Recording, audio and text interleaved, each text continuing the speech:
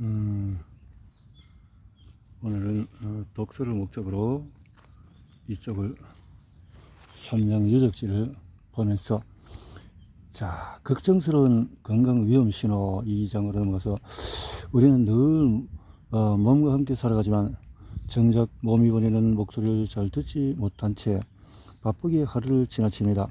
마치 몸이 이 몸이 아닌 것처럼 지냅니다. 그러나 몸은 결코 침묵하지 않습니다. 작은 통증, 미묘한 불편감, 설명하기 힘든 변화로 끊임없이 신호를 보냅니다. 문제는 우리가 그 신호를 대수롭지 않게 여기며 지나쳐버리는 데 있습니다. 몸의 신호는 거창하거나 대단하지 않습니다. 작은 찌릿함, 묘한 뜨거움함, 쉽게 갑보는 호흡, 이런 것들이 사실은 병보다도 먼저 다가오는 속삭임입니다. 이 속삭임을 놓치지 않고 캐치하는 것, 그것이 건강을 지키는 가장 지혜로운 방법입니다. 평소보다도 조금만 움직여도 숨이 차오르거나 계단 몇 층을 오르지 않았는데도 숨이 가빠온다면 단순히 체력 저하 탓으로만 볼 수가 없어요.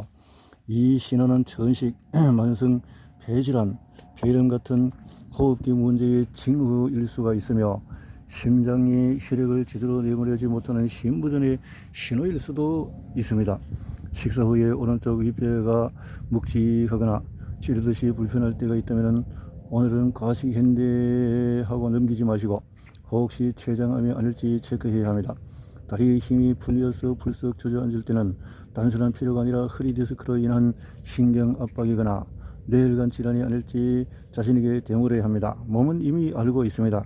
문제는 우리가 그 신호를 얼마나 잘 들을 수 있는가입니다. 그래요. 신호를 잘 체크하자.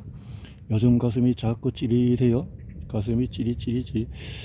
반면에 가슴 통증이 심장과 관련될 때는 조금 더 주의가 필요합니다. 특히 저희는 느낌, 타는 듯한 압박감, 운동 중이거나 스트레스 상황에서는 심해지는 통증은 협심증이나 심근경색 같은 심혈관 질환의 신호일 수가 있습니다. 이 경우의 통증은 종종 왼쪽 가슴, 등, 발, 턱 등을 퍼지며 숨이 차거나 식은땀이 나는 등의 동반 증상을 수반하기도 합니다. 몸은 단순한 불편함이 아니라 생명을 지키기 위한 긴급 신호를 보내고 있는 것입니다. 이러한 신호는 절대 무시해서는 안 되며 즉시 전문 의료진의 도움을 받는 것이 안전합니다. 그래서 치밀 유방.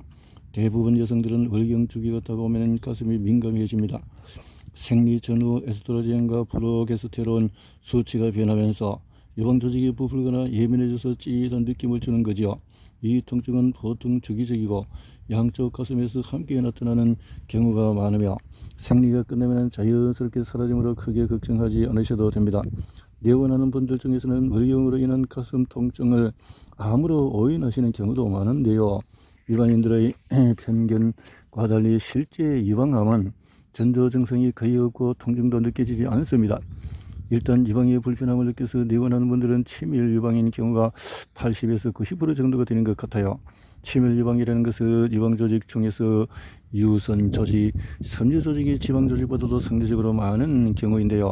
우리나라 여성이 특히 이런 치밀 유방 비율이 높다고 알려져 있습니다. 치밀 유방은 비유하자면 나무들로 빽빽한 숲입니다. 이런 숲에 바람이 불면 촘촘히 자라난 나무끼리 더 자주 부딪히는 것처럼 치밀 유방을 가진 여성은 작은 호르몬 변화에도 가슴이 부대끼고 스트레스나 음주 흡연에도 쉽게 유방통을 느낄 수가 있지요. 우린 유방암에 대해서 문제는 생리 주기와 무관하게 가슴 통증이 이어지거나 점점 심해질 때입니다. 이런 경우에 다른 원인을 의심해야 합니다. 게다가 양쪽 가슴이 아니라 왼쪽이든 오른쪽이든 한쪽 가슴만 찌릿하다면 유방이 보내는 SOS일 수 있습니다. 이때는 속히 내원하셔서 초음파 검사부터 받아보는 것을 추천합니다. 라고 했네요. 미세 석회화. 유독 어느 한 곳에 뭉쳐져서 쌓이면 암세포가 뱉어낸 석회에 가를 가능성이 큽니다. 석회화가 흑화되기 전에 유방조직을 샅샅이 살피려면 초음파 검사와 엑스레이 검사를 받는 것이 좋다. 이렇게 영상의학자로서 말씀하고 있습니다. 물론 가슴에는 통증을 느끼는 분들 중에서는 유방암 조직이 또 염증성 유방암이 그런데요. 염증성 유방암은 조직이 곪고 고름이 나면서 감염 부위처럼 가슴을 만지면 아픕니다. 간혹 손으로도 혹이 만져지는 증상으로 병원을 찾으시는데 그때는 이미 2기 이상인 경우가 많습니다. 염증성이 아니라면 환자가 아무런 통증을 느끼지 못하는 것이 일반적입니다. 염증성이냐 아니냐 차이가 있네요. 자, 숨이 왜 갑자기 가빠질까요? 호흡은 생명과 직결된 주제입니다.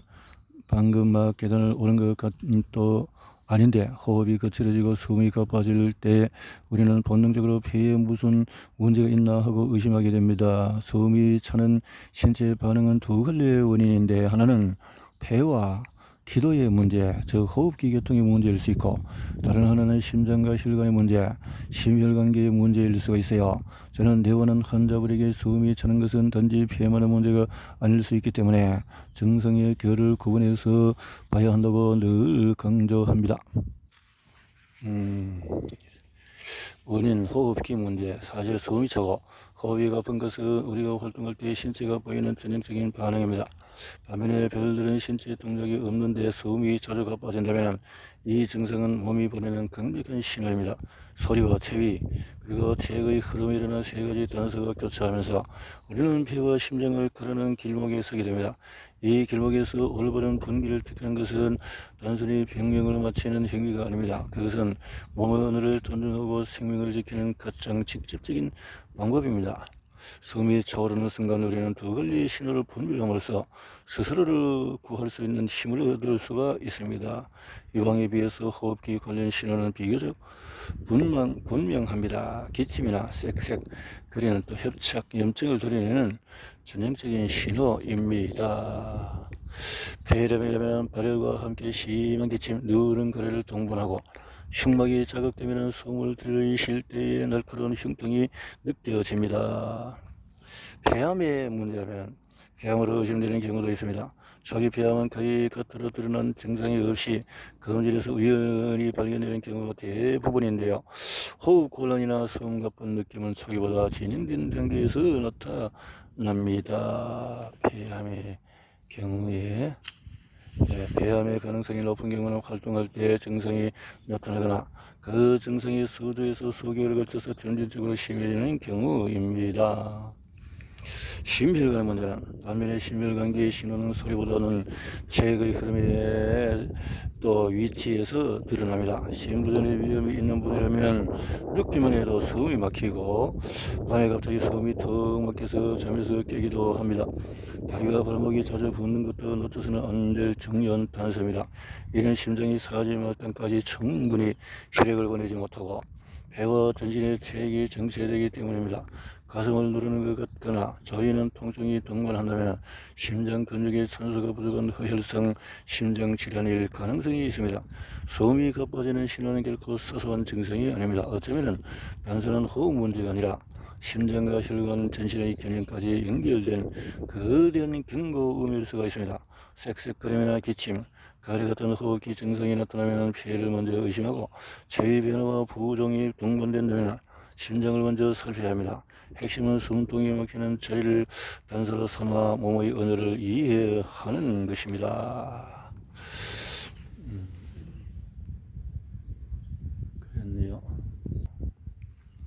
배가 살살 아파요. 병원을 찾은 여성 환자분이 한껏 구부정한 자세로 진료실에 들어오면서 말합니다. 오른쪽 윗배가 살살 아파요. 여러분은 보통 배가 아프면 어떻게 하시나요? 대개는 소화가 안 돼서 그런가 보다 하고 소화제를 복용하지만 단순 소화불량이 아니라면 오른쪽 윗배가 아픈 신호는 담낭, 쓸개나 담도, 간 위에서도 올 수가 있거든요.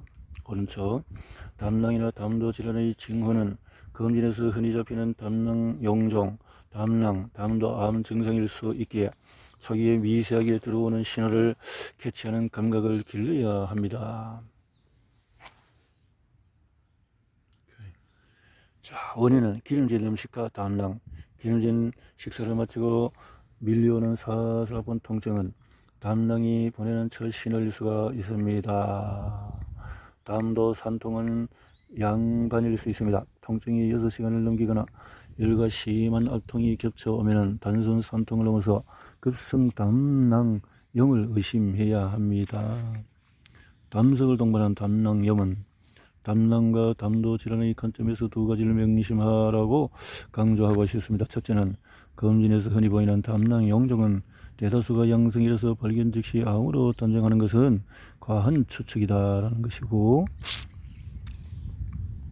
담도 산통, 담낭염, 담낭염의 이 통증이 기름진 것을 먹은 후에 1시간에서 4시간 통증이 지속될 때, 급성 담낭은 6시간 이상 신통, 급성 담간염은 발열과 황달이 동반되는 것이다. 이렇게 간의 염증성 비대는 잔잔하게 길게 가는 답답함이라면 간염이나 간질환 신호일 수가 있어요. 칼칼하게 불편한 느낌이 오른쪽 귀뼈를 강타하거나 식욕저하나 메스꺼움, 진한 소변이나 회색변, 피부나 눈에 황달이 따라오면 10중 8구 간염 신호일 수가 있습니다. 자, 이런 것들. 배가 아프다면은 위 문제를 건너뛸 수는 없을 거예요. 배가 아프다면은 이런 것들.